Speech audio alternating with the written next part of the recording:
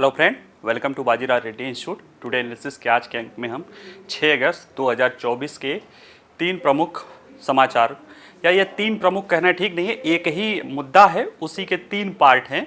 भारत बांग्लादेश संबंधों को लेकर अभी आपने देखा होगा कि कल 5 अगस्त को बांग्लादेश के प्रधानमंत्री को जो है सेना ने कहा कि आप रिज़ाइन कर दीजिए। इसके बाद वो बांग्लादेश छोड़कर भारत आ गई हैं। आगे अभी वो क्या करेंगी कुछ नहीं कह सकते हैं, क्योंकि हमारे विदेश मंत्री ने सदन को बताया कि अभी वो शॉक की स्थिति में है। जब वो थोड़ी सी उबर जाएंगी फिर उनके आगे के बारे में पूछा जाएगा। तो ऐसे में इसको हम पूरी तरह से समझने की कोशिश करेंगे कि जो ये घटना हुई है, यानी शेख हसीना का जो पतन हुआ है या जो उनका पद छोड़ा गया है उनके द्वारा, क्या ये आश्चर्यजनक है या ऐसा नहीं है, यानी ये पहले से ही लग रहा था कि ऐसी चीज़ें होंगी, उसको समझेंगे। दूसरा है, चूँकि सेना ने कल बांग्लादेश की सेना के जनरल ने कल एक प्रेस कॉन्फ्रेंस में कहा है कि मैं जिम्मेदारी लेता हूँ, ठीक है, इंटरिम गवर्नमेंट की मैं जिम्मेदारी लेता हूँ। तो सेना की भूमिका कहीं ना कहीं महत्वपूर्ण रही है, और बांग्लादेश के बनने से लेके आज तक, यानी 5 अगस्त तक, जब तक कि हम ये न्यूज़ देख रहे हैं, तब तक सेना महत्वपूर्ण भूमिका में है और आगे भी रहेगी। कैसी उसकी भूमिका है उसको इसमें समझेंगे। और तीसरा है वो ये है कि शेख हसीना के हटने से भारत बांग्लादेश के संबंधों पर क्या प्रभाव पड़ेगा या उसका क्या असर पड़ेगा। देखिए, भारत में कुछ लोग इसको लेकर शायद खुशियाँ मना रहे हैं, थोड़े से ही लोग हैं, लेकिन हमें यह समझना चाहिए कि भारत, अगर शेख हसीना वहाँ से हटी हैं तो भारत ने एक अपना बहुत ही करीबी मित्र खोया है, ठीक है। भारत ने खोया है, किसी पॉलिटिकल पार्टी ने नहीं खोया है, क्योंकि शेख हसीना का संबंध दोनों दलों से, जो दोनों प्रमुख सत्ता वाले दल रहे हैं, उन दोनों दलों से बहुत ही अच्छा रहा है। इसको हम समझने की कोशिश करेंगे और इसके क्या असर पड़ेंगे, निश्चित रूप से भारत के लिए चिंता का विषय है कई सारा, तो उसको हम समझेंगे और इस पर आधारित 5 प्रश्नों को देखेंगे। चलिए, पहला देखता है कि जो शेख हसीना का पतन हुआ, यानी शेख हसीना को जो पद छोड़ के वापस जाना पड़ता है, वो शेख हसीना जो कि बंगाल के बंगबंधु जिन्हें कहते हैं शेख मुजीबुर रहमान की बेटी हैं, जिनके प्रयासों की वजह से, उसकी वजह से बांग्लादेश का जन्म हुआ था, यानी बांग्लादेश की आज़ादी के नेता जिसे कहा जाता है, उनकी बेटी हैं।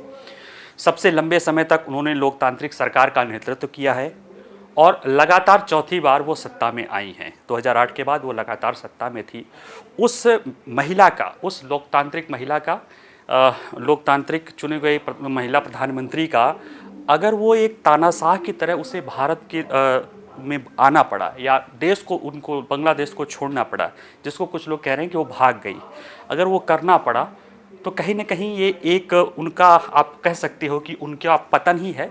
लेकिन ये पतन आश्चर्यजनक नहीं है। कुछ लोगों को आश्चर्य लग सकता होगा, लेकिन जो इस विषय को गहराई से समझ रहे हैं उनको ये संभावना पहले से ही हो गई थी। कुछ लोग तो 15-20 दिन पहले ही ये कह रहे थे कि आज नहीं तो कल बांग्लादेश की जो है शेख हसीना का तख्ता पलट कर दिया जाएगा, ठीक है। तो हम इस पूरे मुद्दे को समझने की कोशिश करते हैं कि वो क्या कारण रहा है, क्यों इनका पतन आश्चर्यजनक नहीं रहा है, ठीक है।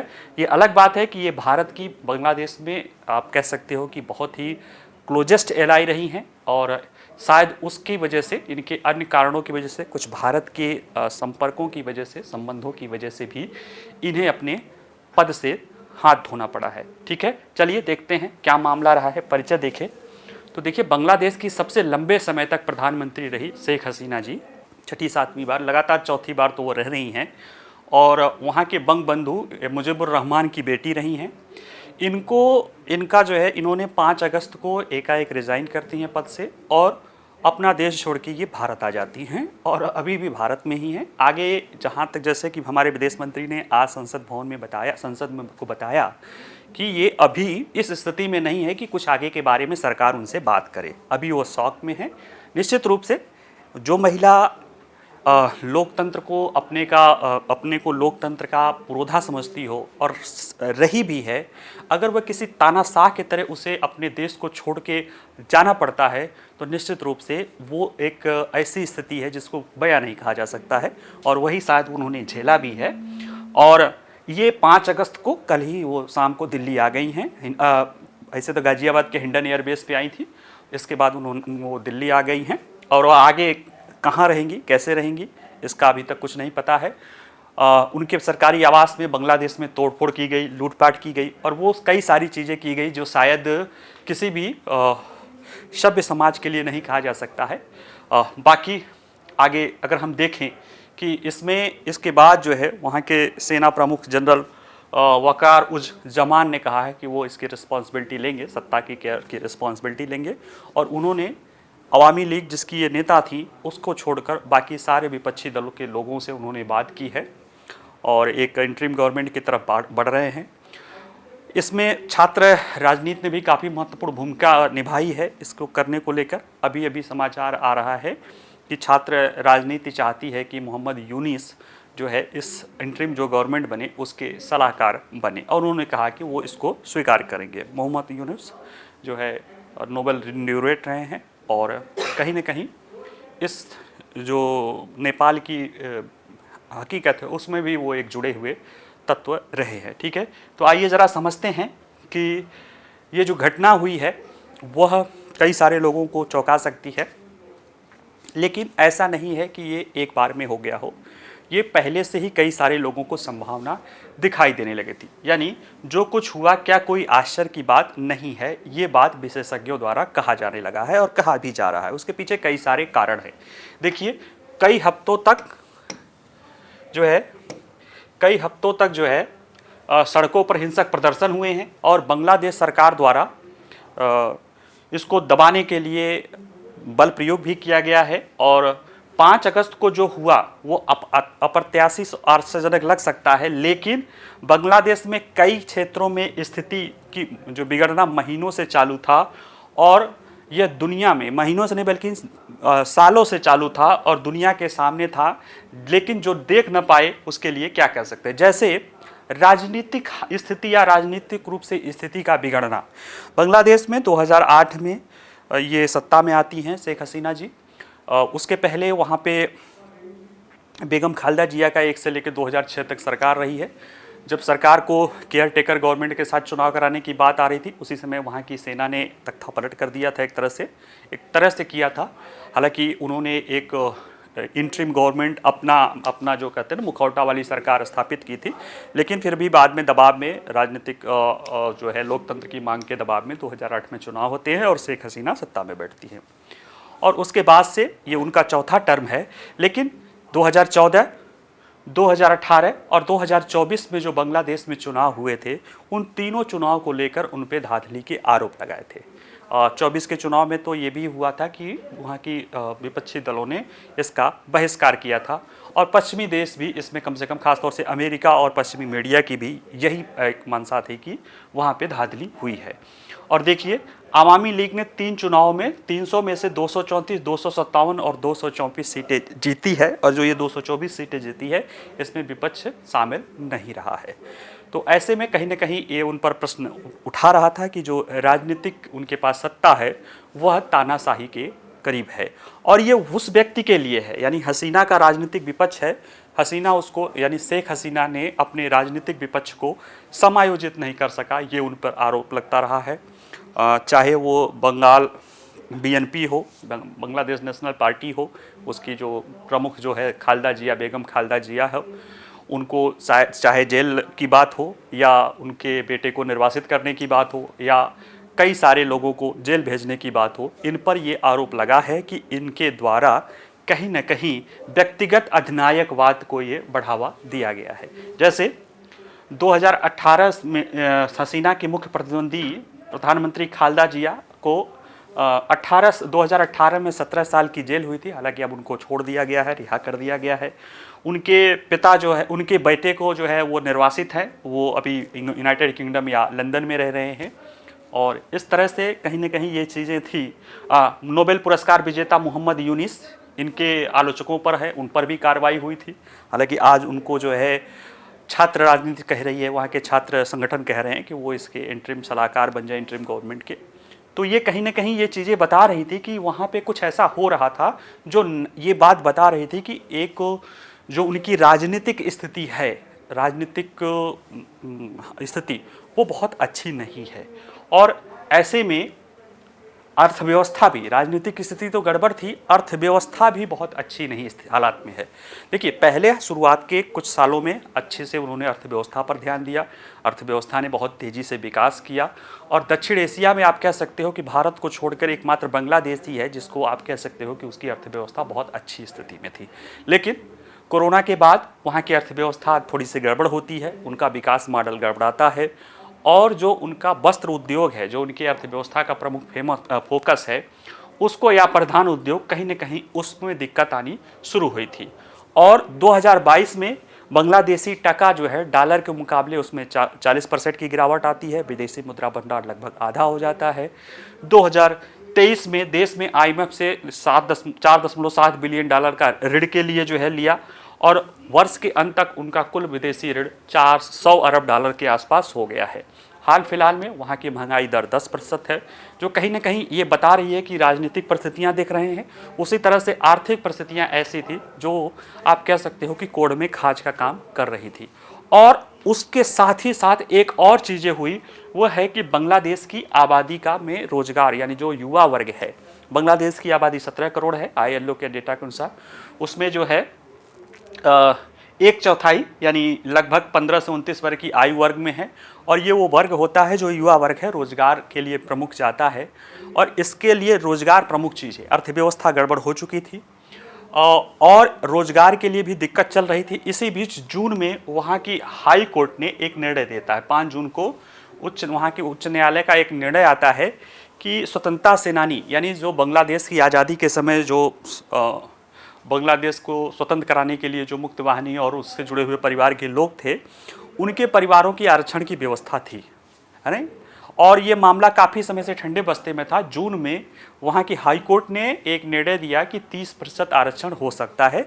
हालांकि उसको लेकर फिर विवाद शुरू हुआ, मामला सुप्रीम कोर्ट में वहाँ की गया, और वहाँ के सुप्रीम कोर्ट ने उस आरक्षण को 7% कर दिया। लेकिन चूंकि युवाओं में पहले से ही रोजगार को मुद्दा था, और पहले पीछे के भी कारणों को आप याद रखिएगा कि राजनीतिक स्थिति ऐसी थी, आर्थिक स्थिति ऐसी थी, और उसमें रोजगार वाला, और ख़ासतौर से जो सरकारी प्रतिष्ठित, क्योंकि एशियाई देशों में जो है, खासतौर से दक्षिण एशिया के देशों में सरकारी नौकरी एक प्रमुख रोजगार का, एक प्रमुख और प्रतिष्ठा का चीज़ माना जाता है। उसमें अगर कोई दिक्कत आती है तो ये मामला हुआ, और इसको जिस तरह से हल करना चाहिए था उस तरह से शेख हसीना जी ने हल करने में वो सफल नहीं हो पाई, और इसके कारण ये परिस्थितियाँ पहले से ही दिखाई दे रही थी। सिर्फ यही नहीं थी, अब इसका दूसरा पहलू भी दिख रहा था, वह था कि बांग्लादेश में इस्लामी चरमपंथ की वापसी की संभावना। बांग्लादेश में अगर बांग्लादेश के इतिहास को देखा जाए तो 2-3 चीज़ें वहाँ पे बहुत फेमस रही है।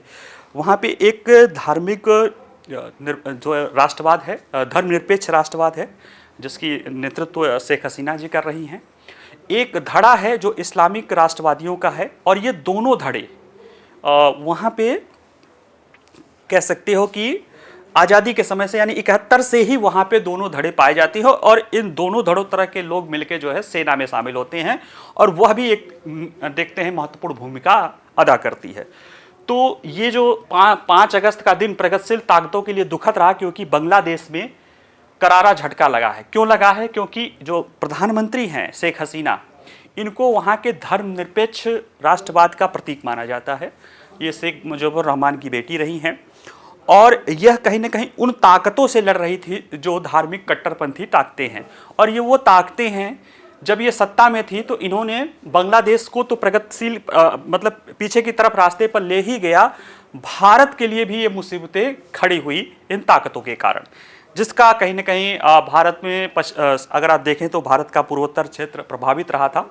इसीलिए मैं अभी शुरुआत कर रहा था तो मैं कह रहा था कि ये भारत की बहुत कह सकते हो कि बांग्लादेश की बहुत ही भारत की महत्वपूर्ण सहयोगी रही हैं। इन्होंने इन कट्टरपंथी ताकतों को बड़ी कड़ाई से मुकाबला किया, लेकिन निश्चित रूप से जब वो मुकाबला कर रही थी तो मुकाबला करने के दौरान उन्होंने अपने राजनीतिक विरोधियों और कट्टरपंथी ताकतों को एक साथ ला दिया, और उसमें जो भारत विरोधी तत्व बाहर से थे, यानी कि जमात को समर्थन देने वाले पाकिस्तान की ISI हो या अमेरिका हो या चीन हो, इन सब के सहयोग से जो है ये चीज़ें और भी बिगड़ गई, और इन्होंने कट्टरपंथ और जिस धार्मिक राष्ट्रवाद के विरोध की लड़ाई लड़ी थी और जिसके कारण भारत को फ़ायदा भी हुआ था। भारत ने भी बदले में बांग्लादेश के विकास को लेकर बहुत कुछ दिल खोल के उसने मदद की थी। उसका फ़ायदा दोनों देशों को हो रहा था। भारत के नॉर्थ ईस्ट में शांति थी, स्थिरता थी। भारत का एक बहुत बड़ी, सबसे बड़ी लंबी सीमा जो है सुरक्षित थी। थोड़ा बहुत छोट मोट चीज़ों को लेकर जो है, घुसपैठ को लेकर सुरक्षित थी। तो बांग्लादेश भी विकास के रास्ते पर चल रहा था। लेकिन जैसे पता है कि चीज़ें जब सही ढंग से हल नहीं की जाती है, जब आप एक तरफा अधिनायकवाद करती हैं, आप राजनीतिक में विरोधियों को शामिल नहीं करती है और परिस्थितियां भी वहाँ पे वैसी हो, यानी जब आप बांग्लादेश की हकीकत, यानी अगर बांग्लादेश का जन्म देखिए तो खून खराबे और गहरी सामाजिक दरारों के बीच हुआ था। वहाँ पे दो शक्तियाँ हैं, धर्मनिरपेक्ष राष्ट्रवादी और मुस्लिम राष्ट्रवादी, ये विभाजित रहा है और समय समय के साथ ये शक्तियाँ एक दूसरे पर अपना बल निभाती रही हैं। लगातार 15-16 साल का शासन भी हो गया था, कई सारी चीज़ें भी उसमें जुड़ गई थी। निश्चित रूप से इसने कहीं न कहीं इनके शासन को समाप्त करने में महत्वपूर्ण भूमिका अदा की है। अब चूंकि ये हिंसा शुरू हो गई है, ये कैसे धार्मिक हिंसा है, भारत भी इसमें शामिल है। अगर आप इसको देखें तो जो समाचार आ रही है, ठीक है, आपके शेख हसीना से आपको दिक्कत हो सकती है कि उन्होंने आरक्षण और इस तरह की चीज़ें, लेकिन इसमें धार्मिक पहलू भी है। आप देख सकते हैं कि बांग्लादेश में धार्मिक अल्पसंख्यकों पर हमले शुरू हो गए थे, मंदिरों में हमले शुरू हो गए हैं, ठीक है, और भारतीयों पर भी हमले शुरू हो गए हैं और इसको लेकर हालांकि चिंता भी जाहिर की जा रही है। भारत सरकार ने वहाँ के सेना प्रमुख से भी बात की है कि वहाँ पे जो भारत के 10,000 भारतीय रह रहे हैं, छात्र हैं, उनके हितों का ध्यान रखा जाए और इनडायरेक्टली कहीं ना कहीं भारत ने ये भी कहा होगा कि जो वहाँ पे अल्पसंख्यक हैं उनको हितों पर ध्यान रखा जाए, क्योंकि ये भारत के लिए डायरेक्ट समस्या है। भारत में अगर वहाँ पे इस तरह का उत्पीड़न होता रहेगा तो कम से कम 1 करोड़ शरणार्थी या जो है वहाँ से हमको, हमारे लिए एक कह सकती हो कि एक हमारी जिम्मेदारी बन सकते हैं, जिनसे हम अपनी आंखें नहीं मूंद सकते हैं। तो ये सारी चीज़ें हुई हैं वहाँ पे और इस तरह से आप कह सकते हो कि उनके कारण, यानी उनके इस विभाजन राजनीति और उनकी सख्त राजनीति के कारण जिनको दबाने की उन्होंने कोशिश की या उतना नहीं दबा पाई और उसमें कहीं और भी बहुत सारी भूमिका के कारण कहीं ना कहीं ये जो हालात हुए हैं वो दिखाई दे रहे हैं। तो आइए अगला देखते हैं। जो एक महत्वपूर्ण भूमिका इसमें अदा करती है बांग्लादेश के राजनीति में, वह है वहाँ की सेना।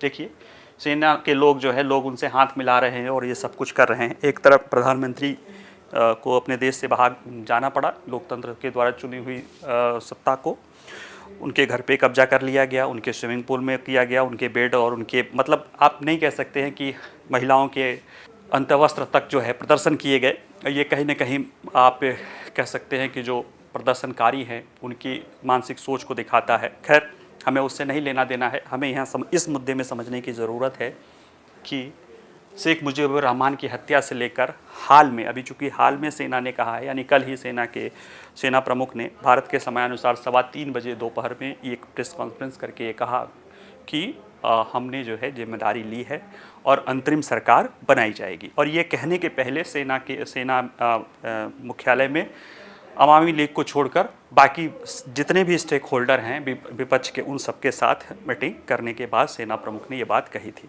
तो कहीं न कहीं ये बताता है कि बांग्लादेश में सेना का क्या भूमिका है और उसको हम समझने की कोशिश करते हैं बांग्लादेश की जन्म से लेकर आज तक की स्थिति को।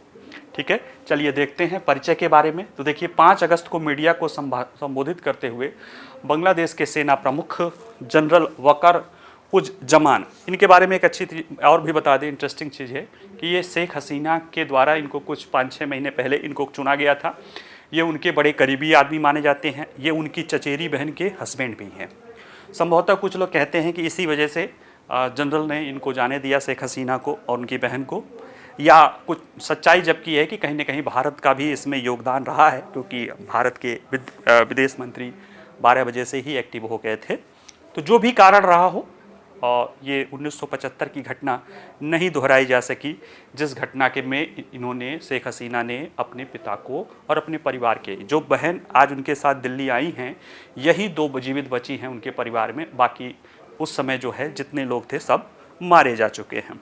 कम से कम 7 लोगों की हत्या हुई थी 1975 में, जब शेख मुजीबुर रहमान का तख्ता पलट हुआ था। ठीक है, और ये देखिए कि एक अंतरिम सरकार बनाई गई, उन्होंने कहा हम जिम्मेदारी ले रहे हैं और लोगों से शांति और व्यवस्था बनाए रखने का आग्रह किया है। टेलीविज़न पर अगर आप तस्वीरें देख रहे होंगे तो कह सकते हो कि वहाँ के जो प्रदर्शनकारी थे वह शेख मुजीबुर रहमान की मूर्ति को तोड़ रहे थे। कौन है शेख मुजीबुर रहमान? बंगबंधु कहा जाता है। ये वो व्यक्ति हैं जिनके प्रयासों से एक बांग्लादेश का जन्म हुआ था, ईस्ट पाकिस्तान बांग्लादेश के रूप में जन्म हुआ था। उन्हें आप कह सकते हो बांग्लादेश के राष्ट्रपिता या बांग्लादेश के महात्मा गांधी का दर्जा मिला है। और उनकी मूर्ति को इस तरह से तोड़ा जा रहा है तो निश्चित रूप से कहीं न कहीं इसमें वो व्यक्ति शामिल हैं जो नहीं चाहते होंगे, यानी कहीं न कहीं जब बांग्लादेश बना होगा तो उसके समर्थक नहीं रहे होंगे, या कहीं न कहीं बांग्लादेश के समर्थक नहीं रहे होंगे, यानी वो पाकिस्तान के समर्थक रहे होंगे, यानी कहीं न कहीं आईएसआई के समर्थक इस आंदोलन में ज़रूर भूमिका निभा रहे हैं। अन्यथा किसी देश के लोगों के, मान लिया प्रधानमंत्री से आपको दिक्कत हो सकती है, लेकिन उस व्यक्ति से आपको क्या दिक्कत हो सकती है जिसने आपको आपका देश, स्वतंत्र देश दिया है, ठीक है, आपको एक अधीनता और गुलामी से, एक उत्पीड़न से मुक्त कराया था। समझेंगे वो क्या मामला रहा है, ठीक है। देखिए, सेना का इतिहास में एक मुजीबुर रहमान की अगस्त 2015 में सेना द्वारा तख्तापलट की हत्या भी रही है और आज का उन्होंने कहा कि वो जिम्मेदारी भी लेते हैं। तो ये सेना की भूमिका वहाँ से वहाँ तक कैसे रही है, आइए ज़रा से समझते हैं। इसको समझते हैं 1971 का बांग्लादेश और मुक्ति संग्राम। पाकिस्तान का जब 1947 में भारत से पाकिस्तान अलग हुआ तो वो दो पार्ट में था, पश्चिमी पाकिस्तान जिसे आज हम पाकिस्तान कहते हैं और पूर्वी पाकिस्तान जिसे आज हम बांग्लादेश के नाम से जानते हैं। वहाँ पे हमेशा से पश्चिमी पाकिस्तान का शासन था और वहाँ के लोग पूर्वी पाकिस्तान पे अपनी चीज़ें थोपते थे। ये चीज़ें और भी बढ़ी। पश्चिमी पाकिस्तान ने उर्दू को राष्ट्रीय भाषा के रूप में किया, जबकि बांग्लादेश के, यानी जो वर्तमान बांग्लादेश है, उस समय का पूर्व पाकिस्तान, वो बांग्ला भाषा को महत्व देते थे। इसको लेकर वहाँ पे आंदोलन चल ही रहे थे। 70 में चुनाव होता है। उस 70 के चुनाव में पूर्वी पाकिस्तान में 162 सीटें रहती थी, जिसमें अवामी लीग ने, मुजीबुर रहमान के नेतृत्व में अवामी लीग ने 162 में से 160 सीटें जीती थी। ध्यान रखिएगा, 162 में से 160 सीटें। पश्चिमी पाकिस्तान में 138 सीटें थी, उसमें से जो भुट्टो की पीपीपी थी, जुल्फिकार अली भुट्टो की, वो मात्र 81 सीटें जीती थी। यानी 138 में से 81 और 162 में से 160, यानी सत्ता किसको मिलनी चाहिए थी? मुजीबुर रहमान को। लेकिन जब सत्ता की बारी आई, यानी आप सोचिए कि जिस धार्मिक आधार पर पाकिस्तान बना था, जब सत्ता सौंपने की बारी आई तो उस समय का जो मार्शल लॉ के तहत राष्ट्रपति बना था पाकिस्तान का सेना प्रमुख जनरल याहिया खान, उसने मार्शल लॉ लगा के कहा कि सत्ता देने से इनकार कर दिया। जब सत्ता देने से इनकार किया तो मुजीबुर रहमान ने एक अलग बांग्लादेश के लिए 7 मार्च 1971 को पूर्वी पाकिस्तान के रूप में एक बांग्लादेश के लिए आंदोलन शुरू किया। जब ये आंदोलन शुरू किया तो पाकिस्तान ने, मतलब आप कह सकते हो कि एक बर्बरता की पराकाष्ठा को दिखाते हुए ऑपरेशन सर्च लाइट शुरू किया, कुख्यात ऑपरेशन सर्च लाइट। और सर्च लाइट के दौरान जो है एक रजा फोर्स भी बना था और पाकिस्तान की फ़ोर्स और रजा फोर्स दोनों लोगों ने मिलके बड़े पैमाने पर हत्याएं की, अवैध गिरफ्तारियां की, बलात्कार किया, आगजनी की और उसमें करोड़ों की संख्या में बांग्लादेशी हिंदू भारत की तरफ आए और बहुत सारे लोगों का नरसंहार हुआ। ये भारत इसको नहीं देख सकता था। उस समय हमारी प्रधानमंत्री थी श्रीमती इंदिरा गांधी जी, उन्होंने इसमें सहयोग किया, इंटरफेयर किया एक तरह से कह सकते हैं। और मानेक शॉ के नेतृत्व में भारतीय सेना ने पूर्वी पाकिस्तान पे विजय हासिल की। इसमें पाकिस्तान के वो सैनिक जिन्होंने इसका विरोध किया था ऑपरेशन सर्चलाइट का, वो मुक्तिवाहिनी के रूप में जो है अपने मुजीबुर रहमान के नेतृत्व में मुक्तिवाहिनी सेना में शामिल थे। वो और भारतीय सेना ने मिलकर पाकिस्तान को से वो युद्ध जीता था। इसके बाद जन्म होता है बांग्लादेश का। तो कहीं ना कहीं बांग्लादेश के जन्म में सेना की महत्वपूर्ण भूमिका है, चाहे जनरल याहिया खान से ले लो या उसके बाद के उसको मुक्तिवाहिनी से लेकर ले लो। उसके बाद 71 में बनता है और इसके बाद जैसे स्वतंत्रता के बाद जो पहला 2 दशक है, यानी 71 में बनने के बाद 91 तक पहला 2 दशक है, वो किसी न किसी रूप से शुरू के 4 सालों को छोड़ दिया जाए तो किसी न किसी रूप से सेना के तख्ता पलटों का, यानी सेना के कई सारे कू हुए थे या तख्ता पलट हुए थे। उसमें से जो पहला तख्ता पलट हुआ था वो तो शुरुआत के 4 वर्षों में ही हो गया था। 15 अगस्त 1975 को, अगस्त का महीना था, 1975 का था। कहा जाता है 3-4 मेजर थे, उन लोगों ने मिलके एक वहाँ के पॉलिटिशियन के नेतृत्व में वहाँ के जो शासक थे, बंगबंधु जिन्हें कहा जाता है या मुजीबुर रहमान जिनको कहा जाता है, उन्हें उनके 10 साल के बेटे और परिवार के अन्य 7 लोगों की मिला के 7 लोगों की हत्या कर दी गई थी।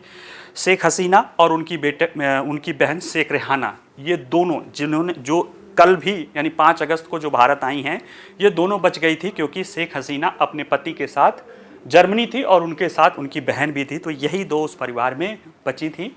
बाकी सभी लोगों को मार दिया गया था। बाद में शेख हसीना जो है भारत में उन्होंने शरण लिया था, ठीक है, उसकी कहानी हम अगले वाले में देखेंगे। तो ये जो बना था, तख्ता पलट हुआ था। इसके बाद एक आप कह सकते हो कि मुश्ताक अहमद जो एक लीडर बना था, उसके नेतृत्व में ये बनाया गया था, लेकिन पीछे जो है सेना ने ही इसकी भूमिका नियुक्त की थी। कब याद टाइम रखिएगा, 15 अगस्त 1975 को।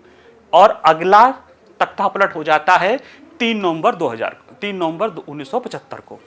एक ब्रिगेडियर रहते हैं खालिद मुशर्रफ, जिन्हें मुजीबुर रहमान का समर्थक माना जाता है। उन्होंने उस समय के नेतृत्व को तख्ता पलट कर दिया और जियाउर रहमान जो जनरल था उसको कैद कर लिया और उसको कहा कि ये बंगबंधु की जो हत्या हुई थी इसमें ये दोषी था। लेकिन ये तख्ता पलट 3 नवंबर वाला ज़्यादा दिन तक नहीं चला। 7 नवंबर को तीसरा तख्ता पलट हो गया और ये तख्ता पलट होता है एक वहाँ की सेना और लोकतांत्रिक नहीं, वामपंथी पार्टियों से मिली हुई जुड़ी जो चीज़ें थी, और ये सिपाही जनता विप्लव के रूप में होती है। मुशर्रफ की हत्या कर दी जाती थी, जो ब्रिगेडियर था उसकी हत्या कर दी जाती है। जियाउर रहमान 1977 में ही संभालते हैं, 75 में, और 78 में ये नेशनलिस्ट पार्टी बनाते हैं। और तब से लेकर ये 81 तक, जब तक कि इन्हें हटा नहीं दिया जाता एक नया सैन्य विद्रोह के द्वारा, ये सत्ता में बने रहते हैं। और इन्हीं की पत्नी हैं बेगम खालदा जिया, और उन्हीं की पार्टी जियाउर रहमान की बनाई हुई पार्टी है बीएनपी। जनरल इरशाद का तख्ता पलट, या आप कह सकते हो इसको चौथा तख्ता पलट, ये हुआ 24 मार्च 1985 को। उस समय लेफ्टिनेंट जनरल हुसैन मोहम्मद इरशाद ने एक तख्ता पलट किया। रहमान वाली पार्टी क्या ही, रहमान को तो नहीं, उनकी पार्टी के एक व्यक्ति थे जो सत्ता में थे, और उन्होंने सत्ता संभाली, संविधान को निलंबित कर दिया, मार्शल लॉ लागू कर दिया। इसके बाद उन्होंने अपना एक अलग पार्टी बनाई, इन्होंने ही अपना एक जाति पार्टी की स्थापना की, और काफ़ी लंबे समय तक ये जो है 86 में बना के ये 1990-91 तक ये इन्होंने सत्ता पे हासिल रहे। इसके बाद वहाँ पे लोकतंत्र की मांग बढ़नी शुरू हो गई और अंततः इन्हें सत्ता छोड़ना पड़ा, ठीक है। यानी 90 से 86 से 82 में तख्ता पलट किए थे, 86 में जनता पार्टी बना के, जाति पार्टी बना के इन्होंने सत्ता बनाई, यानी 82 से लेकर 90 तक 91 तक इन्हीं की सत्ता रही है। और अब इसके बाद सेना का एक तो हुआ कि 70 से 90 यानी जो 2 दशक है वो डायरेक्ट कंट्रोल की स्थिति रही। उसके बाद वहाँ पे एक तरह से लोकतांत्रिक सरकार का कह सकते हो कि आज तक रहा है, लेकिन उसमें सेना की भूमिका अप्रत्यक्ष रूप से रही है। कैसे रही है? 91 में बांग्लादेश में संसदीय लोकतंत्र वापस आया, लेकिन सेना ने हस्तक्षेप करना बंद नहीं किया। 2006 तक स्थिति चलती रही कमोबेश रूप से। 2006 में बीएनपी यानी बेगम खालदा जिया वाली जो पार्टी है और जमाते इस्लामी जो वहाँ की आप कह सकते हो धार्मिक पार्टी है, इन दोनों सत्ता में थे। 2001 से 2006 तक ये सत्ता में थे। उसके पहले शेख हसीना जी थी, ये सत्ता में रहते हैं। इनका एक था कि केयर टेकर सरकार के द्वारा चुनाव होना था, लेकिन जो उस समय के जनरल थे उन्होंने केयर टेकर जो राष्ट्रपति थे उन्होंने सोचा था कि हम जो है केयर टेकर सरकार बना लेंगे और हमारा उनके नेतृत्व में बनेगा, लेकिन सेना ने फिर हस्तक्षेप किया। सेना ने हस्तक्षेप करके राष्ट्रपति इयाजुद्दीन अहमद को सिर्फ कहा कि आप राष्ट्रपति बने रहिए। केयर टेकर के रूप में जो है उन्होंने एक व्यक्ति को चुना और लेफ्टिनेंट जनरल मोइन अहमद ने जो है सेना प्रमुख के रूप में रहे और केयर टेकर सरकार बना दी अपने कठपुतली के रूप में, और अपना कार्यकाल 1 साल बढ़ा दिया और केयर टेकर का कार्यकाल 2 साल बढ़ा दिया, यानी 2008 तक ये चला। लेकिन अंततः जो है लोकतंत्र के उसको लेकर 2008 में चुनाव होता है और शेख हसीना जी चुनाव जीतती हैं, और तब से लेके अभी जून में चुनाव हुआ था, वहाँ पे फिर शेख हसीना चौथी बार जीती थी, लेकिन सेना ने ही एक तरह से कह के उनको हटा दिया, क्योंकि जो समाचार बताते हैं कि पहले ये हुआ था, तय हुआ था रविवार की रात में, तीनों सेनाओं के प्रमुख प्रधानमंत्री से मिले थे कि वो लोगों को रोकेंगे और विद्रोह को नहीं होने देंगे। लेकिन सुबह सुबह सोमवार को दोपहर तक ये न्यूज़ आ जाती है कि वो सेना नहीं रोकेगी, और सेना प्रमुख ने उनसे कहा कि आप इस्तीफा दे दीजिए, और फिर उन्हें वहाँ से भारत आ गई, और सारी ये कहानी रही है। तो ये कहीं ना कहीं दिखाता है क्या, सेना का इतिहास, कि कैसे सेना का इतिहास रहा है। ठीक है, और आइए अब ज़रा हम देखते हैं कि ये सब तो चीज़ें ठीक है, कैसे वहाँ पे क्या रहा क्या नहीं, हमें यह समझने की कोशिश करेंगे कि ये जो हुआ है, यानी जो शेख हसीना का पतन है या शेख हसीना को का सत्ता से हटी हैं, ये भारत के लिए क्या असर होगा, भारत बांग्लादेश के संबंधों पर क्या असर करेगा। क्योंकि भारत में अगर भारत बांग्लादेश देखा जाए तो बांग्लादेश हर तरफ से या तो समुद्र से घिरा है या तो भारत से घिरा है, और भारत के नॉर्थ ईस्ट से के लिए देखा जाए तो एक प्रमुख वो हमारे लिए एक वो है, क्योंकि नॉर्थ ईस्ट में शांति और कनेक्टिविटी दोनों के लिए बांग्लादेश में स्थिरता और भारत समर्थक सरकार का होना जरूरी रहा है।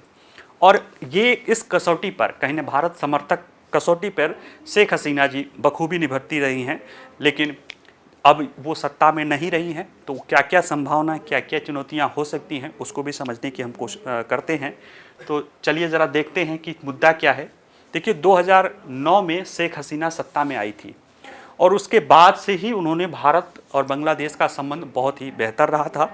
2009 के बाद जब ये सत्ता में आई थी तो इन्होंने कई सारे ऐसे काम किए थे जिसमें से जो बहुत सारे भारत के नॉर्थ ईस्ट के अलगाववादी लोग थे जो वहाँ पे बांग्लादेश में शरण लेते थे, या बांग्लादेश के बहुत सारे कट्टरपंथी या आईएसआई समर्थक थे जो भारत में जिहाद या अलगाववाद को बढ़ावा देते थे, उन सब पर उन्होंने डंडा चलाना शुरू किया था। और इसके कारण कहीं ना कहीं आतंकवादी समूहों को उन्होंने ख़त्म करने से लेकर अपना आर्थिक विकास किया, सामाजिक और सांस्कृतिक संबंधों को बढ़ावा दिया।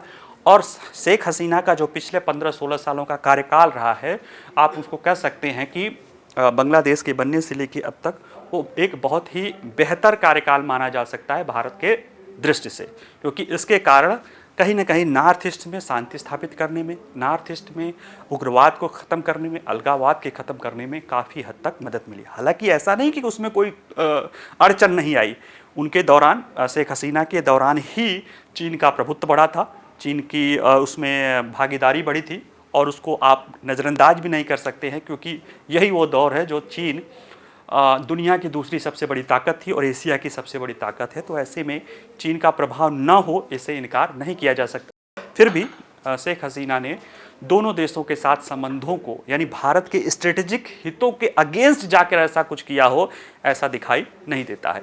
तो जरा हम समझें कि भारत बांग्लादेश के क्या क्या संबंध रहे हैं और उनमें क्या क्या संभावनाएं हो सकती हैं। तो पहले भारत बांग्लादेश के आर्थिक संबंधों को देखते हैं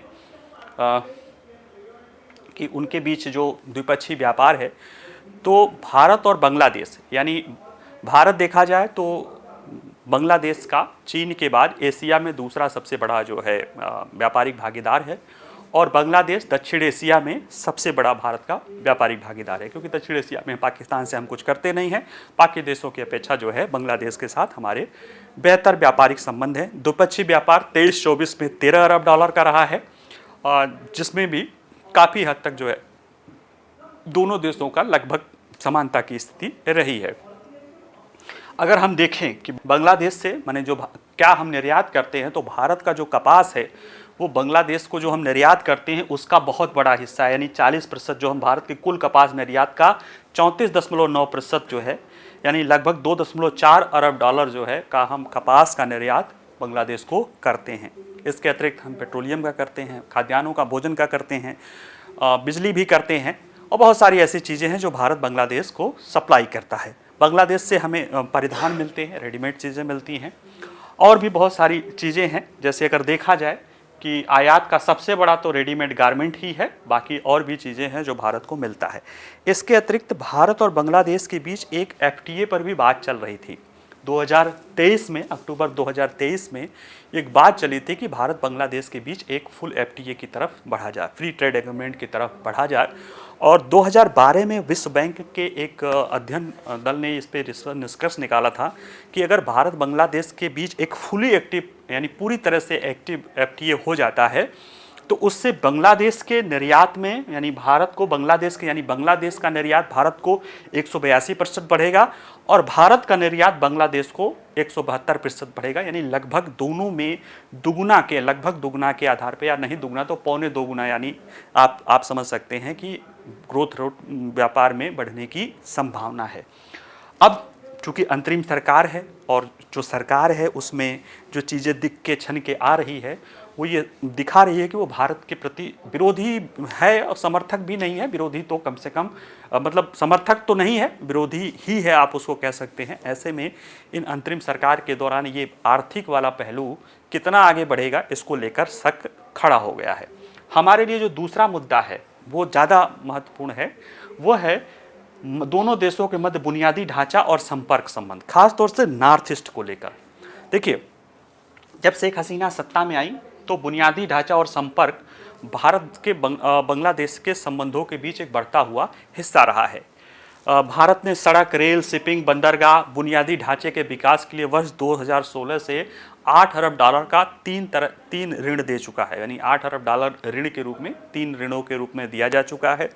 हमारे और उनके बीच में 2023 में ही 2 संयुक्त परियोजनाएं चली थी। अखौरा अगरतला सीमा पार रेल लिंक, खुलना मोंगला पोर्ट रेल लाइन, इनका उद्घाटन किया गया था। ये जो अखौरा अगरतला रेल लिंक है ये भारत के मुख्य भूमि से अगरतला को जोड़ेगा और इससे आप देखा जाए तो ये हमारी उन दोनों देशों के बीच छठी पार ट्रांस बॉर्डर रेल लाइन है। इसके कारण कलकत्ता से अगरतला के बीच की दूरी, जो अभी हम चिकन नेक के होते जाते हैं तो रेलवे दूरी 31 घंटे की है, वो 10 घंटे तक कम हो सकती है। यानी 21 घंटे हमारा बचत होगा और फ्यूल और बाकी चीज़ें कितनी बचेगी इसकी आप अनुमान कर सकते हैं। इसी तरह से अगर हम देखें तो भारत बांग्लादेश के संबंधों में ये जब व्यवधान उत्पन्न होगा तो इससे भारत की पूर्वोत्तर तक पहुंच सीमित हो सकती है, क्योंकि अब तक कई पारगमन चीज़ें और वो सारी चीज़ें थी, उस पर कहीं ना कहीं रुकावट आएगा और भारत को लेकर पूर्वोत्तर तक जाने का वही रास्ता, वही 22 किलोमीटर वाला जो चिकन नेक वाला सिलीगुड़ी कॉरिडोर वाला इलाका है वहीं बच जाएगा। क्योंकि इन परिस्थितियों में जो हम परियोजनाएँ चला रहे हैं उन परियोजनाओं को लेकर अभी संकट उस पर दिखाई देने लगे हैं। रेल लिंक के साथ साथ हमारे और बांग्लादेश के करीब 5 बस टर्मिनल भी हैं, हालांकि उन्हें अभी रोक दिया गया है। इसी तरह से बंदरगाहों को रोकने के लिए भी टर्मिनल, ये सारी चीज़ें हैं। लेकिन जिस तरह की परिस्थितियां हमारे बांग्लादेश को लेकर बनी है उसमें ये कहीं ना कहीं इन चीज़ों को लेकर एक संकट का उत्पन्न तो हो ही गया है। अब अगर हम तीसरे पहलू को देखें जो कि भारत और शेख हसीना के बीच 50 साल पुराना रिश्ता था। शेख हसीना, जैसे हमने बताया कि बांग्लादेश के जन्म के बाद मुजीबुर रहमान सत्ता में आते हैं और 4 साल बाद ही 1975 में उनकी और उनके परिवार की हत्या कर दी जाती है। उस परिवार में केवल 2 उनकी बेटियां बचती हैं, शेख हसीना और शेख रेहाना। ये दोनों बच इसलिए जाती हैं क्योंकि ये जर्मनी में रहती हैं, अपने पति के साथ शेख हसीना रहती हैं और इसके बाद वो भारत आती हैं। भारत जब आती हैं तो इनके संबंध, ये भारत में जो हमारे पूर्व राष्ट्रपति रहे हैं प्रणब मुखर्जी जी, उनके परिवार के साथ रही हैं और उनकी वाइफ इनको अपना रिलेटिव बताती हैं और वो इनके लिए इतना कह सकते हो कि संबंध अपनापन का रहा है कि जब वो दोनों लोग एक्सपायर किए थे तो इन्होंने भारत का दौरा किया था।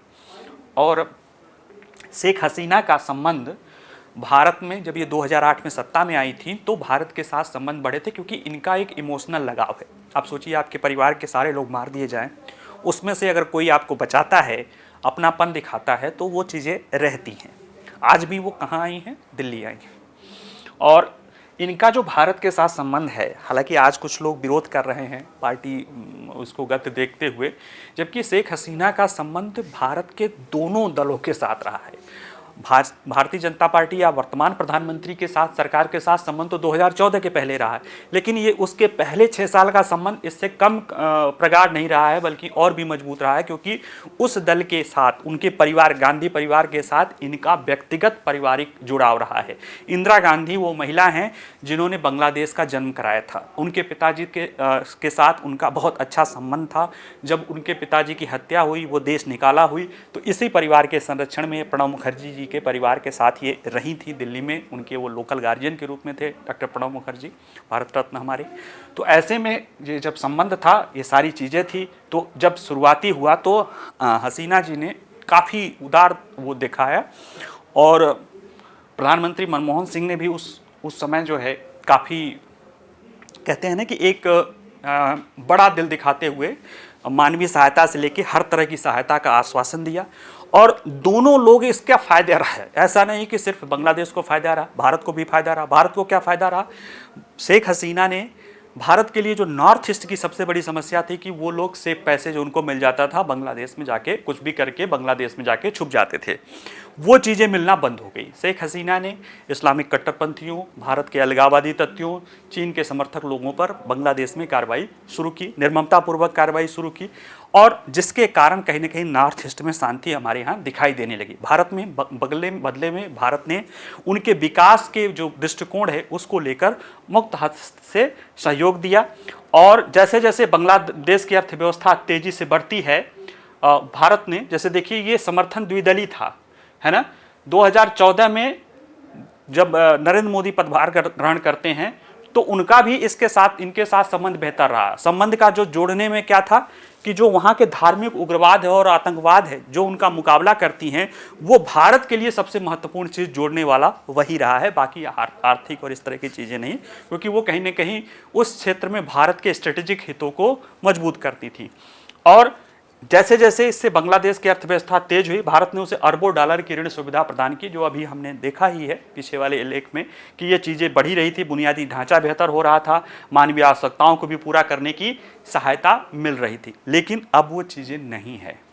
तो अब भारत के लिए कूटनीति का कठिन रास्ता हो गया है, क्योंकि भारत के सामने अब था जो पिछले 1.5 दशक से हमारा शेख हसीना के सिवा और किसी से संभवतः नहीं संबंध था, क्योंकि परिस्थितियां भी ऐसी थी। जो उनकी विपक्षी दल थी एक तरह से बीएनपी यानी बांग्लादेश नेशनल पार्टी या खालिदा जिया वाली पार्टी, और जमाती इस्लाम, ये दोनों ही पाकिस्तान समर्थक रहे हैं, धार्मिक कट्टरवाद के समर्थक रहे हैं, और इसके कारण वो भारत के विरोधी अपने को भारत के साथ उनका संबंध बेहतर नहीं रहा है। अब स्थिति ये है कि अब लगभग, हालांकि अभी कुछ नहीं कहा जा सकता है, लेकिन अब ये लगभग इनकी भूमिका होगी इंटरिम सरकार में। तो ऐसे में अब भारत के लिए कैसे वहाँ पे समर्थन जुटाया जाएगा, कैसे क्या किया जाएगा, बांग्लादेशी लोगों में ही, चूँकि शेख हसीना का कड़ा रुख के कारण या उस तरह के कारण भारत विरोधी भी भावनाएं वहाँ पे काफ़ी समय तक पनपी हैं। तो ये भी चीज़ें हैं कि इसकी जोखिम है, इसको कैसे दूर किया जाएगा। और जो भी बांग्लादेश के नए सत्ता केंद्र होंगे उनका भारत को लेकर, अतीत को लेकर एक समस्या है, जिसको वो आप कह सकते हो कि वो कहीं न कहीं भारत के हितों को दुष्प्रभावित करेगा। लेकिन इन सब के बावजूद भी भारत नहीं चाहेगा कि एक तीसरा फ्रंट खुले। तीसरा फ्रंट खुलने की बात क्यों कहा जा रहा है? क्योंकि देखिए, एक फ्रंट तो चीन वाला हमारा एक्टिव ही है, चीन की सेना जो है और हमारी सेना लाइन ऑफ एक्चुअल कंट्रोल पे एक दूसरे से नेक टू नेक लड़ रही है, और वो मुद्दा है, उसको कहीं ना कहीं हम उससे आंखें नहीं बंद कर सकते हैं। दूसरा फ्रंट जो है पाकिस्तान ने जो है जम्मू में आतंकवाद के रूप में खोल रखा है, और ये अभी कुछ दिन पहले ही हमने पढ़ाया था कि कहीं न कहीं ये पाकिस्तान चाह रहा है कि दूसरा फ्रंट खुल जाए ताकि भारत को 2 फ्रंट से उलझाया जाए, और 2.5 फ्रंट की बात की जा रहा है कि आधा फ्रंट आतंकवाद। अब ये जो बांग्लादेश में जो इस तरह की घटना हुई है, उसको लोग कह रहे हैं कि हमारे 4000 किलोमीटर से ज़्यादा की सेना सीमा रेखा जो है बांग्लादेश के साथ मिलती है, और बांग्लादेश में अगर भारत की विरोधी सरकार आती है, जो भी यानी वहाँ पे अगर धार्मिक कट्टरपंथी और पाकिस्तान समर्थक सरकार आती है, चीन समर्थक सरकार आती है, तो हमारा जो 22 किलोमीटर वाला है कॉरिडोर, वो कहीं ना कहीं खतरा और एक तीसरे फ्रंट का खतरा उत्पन्न हो सकता है। इसमें हमारी मददगार क्या हो सकती है? देखिए, अभी जैसे मैंने बताया ना कि भारत ने वहाँ के सेना प्रमुख से बात की। एक ही अच्छी लाइन, हालांकि इसको अच्छी लाइन नहीं कह सकते हैं, लेकिन आप कह सकते हो कि वो हमारे जो वहाँ की जो सिक्योरिटी फोर्सेस है उनके साथ, यानी इन हालातों में जो हमारे सेना हैं, हमारे सेना प्रमुख लोग हैं, उनकी भूमिका महत्वपूर्ण हो जाती है, क्योंकि जो अभी तक वहाँ के आतंकवादी कृत्य या और भी जो धार्मिक आतंकवादी या अलगाववादी लोगों के खिलाफ जो भी कार्रवाइयाँ करते थे, उनमें कहीं ना कहीं हमारे सिक्योरिटी फोर्सेस और वहाँ के सिक्योरिटी फोर्सेस के ऑफिसर्स में, यानी सेना प्रमुख लेवल पे कहीं ना कहीं संबंध अच्छे हो सकते हैं। ऐसे में जब पॉलिटिकल पार्टीज़ में हमारा कोई नहीं है, तो कहीं ना कहीं सेना प्रमुख की भूमिका, जो वो संबंध है, वो हमारे हितों को सुरक्षित कर सकती है। और संभवतः इन्हीं हितों के कारण, कुछ लोग मानते हैं इन्हीं संबंधों के कारण, हमने शेख हसीना को बचा लिया, 75 की जैसी नहीं हुई कि जैसे उसमें से मुजीबुर रहमान के पूरे परिवार को ही मार दिया गया था। वो स्थिति नहीं हो पाई। उसमें कहीं ना कहीं ये माना जाता है कि भारत की भूमिका इसमें रही है और लोग मानते भी हैं और इससे इनकार भी नहीं किया जा सकता। तो ये रहा पूरा आज के बांग्लादेश की हकीकत के बारे में डिटेल में मैंने बताया। ज़रा सा प्रश्नों से देख लेते हैं, इनके जुड़े हुए 5 प्रश्नों के, जिनके आंसर आपको देना है। बांग्लादेश की पूर्व प्रधानमंत्री शेख हसीना के अपदस्थ होने के प्रमुख कारणों के संदर्भ में निम्नलिखित कथनों पर विचार कीजिए। उन पर 2014, 2018 और 2024 में लगातार चुनाव में कथित तौर पर धांधली करने का आरोप लगा है। कोविड-19 महामारी ने बांग्लादेश की अर्थव्यवस्था को बुरी तरह से प्रभावित किया है और उनके प्रसिद्ध विकास मॉडल को रोक दिया है। ये 2 स्टेटमेंट है, इनके आधार पर 4 विकल्प हैं, केवल 1, केवल 2, 1 और 2, उपयुक्त में से कोई नहीं। ये आपको देखकर आंसर लगाना है। आसान क्वेश्चन है, अभी इतना डिटेल में हमने पढ़ाया है। दूसरा है, बांग्लादेश के खूनी इतिहास में ऑपरेशन सर्चलाइट एक प्रमुख पड़ाव है। इसका संचालन कब किया गया था? 1970 में, 1971 में, 1975 में, 2024 में। तो ये सिंपल सा है, आप कर लोगे इसको। तीसरा है, हाल ही में खबरों में रहे बांग्लादेश मुक्ति संग्राम के संदर्भ में निम्नलिखित कथनों पर विचार कीजिए। संयुक्त पाकिस्तान के 1970 के आम चुनाव में मुजीबुर रहमान की अवामी लीग द्वारा पूर्वी पाकिस्तान में लगभग पूरी सीटों को जीतने के बाद भी सत्ता न मिलना इसका प्रमुख प्रेरक कारक रहा है। दूसरा है, पाकिस्तानी सेना के कुख्यात ऑपरेशन सर्चलाइट के विरोध में बंगाली सैनिकों ने विद्रोह कर दिया था, जिसके कारण बांग्लादेश मुक्ति युद्ध छिड़ गया था। ये 2 स्टेटमेंट है, इनके आधार पर 4 विकल्प हैं, आपको चुनना है। चौथा प्रश्न है, भारत बांग्लादेश के मध्य बुनियादी ढांचा और संपर्क सुविधाओं के संदर्भ में निम्नलिखित कथनों में से कौन सा से कथन सही है? भारत ने संपर्क और बुनियादी ढांचे के विकास के लिए 2016 से बांग्लादेश को $8 अरब के राशि के 3 ऋण दिए हैं। बी है, वर्तमान में भारत और बांग्लादेश के बीच 5 परिचालन बस मार्ग हैं।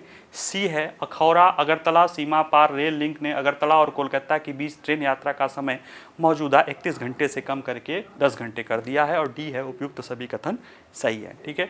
अंतिम प्रश्न है, चर्चा में रहे भारत बांग्लादेश के बीच द्विपक्षीय व्यापार के संदर्भ में निम्नलिखित कथनों पर विचार कीजिए। दोनों के मध्य द्विपक्षीय व्यापार 2023-24 में उनका कुल द्विपक्षीय व्यापार $13 अरब का था। भारत एशिया में बांग्लादेश का सबसे बड़ा व्यापारिक साझेदार है। तो ये 2 स्टेटमेंट है, इनके आधार पे आपको आंसर देना है, केवल 1, केवल 2, 1 और 2, दोनों, उपयुक्त में से कोई नहीं। ठीक है, चलिए आज के लिए इतना ही। थोड़ा डिटेल क्लास हो गया है, आप इसको पढ़िएगा, देखिएगा, प्रश्न सॉल्व करिएगा। कोई भी प्रश्न हो तो पूछ सकते हैं। वीडियो पसंद आए तो लाइक करिए, शेयर करिए, बाकी रिवीजन करते रहिए, पढ़ते रहिए। नमस्कार, धन्यवाद।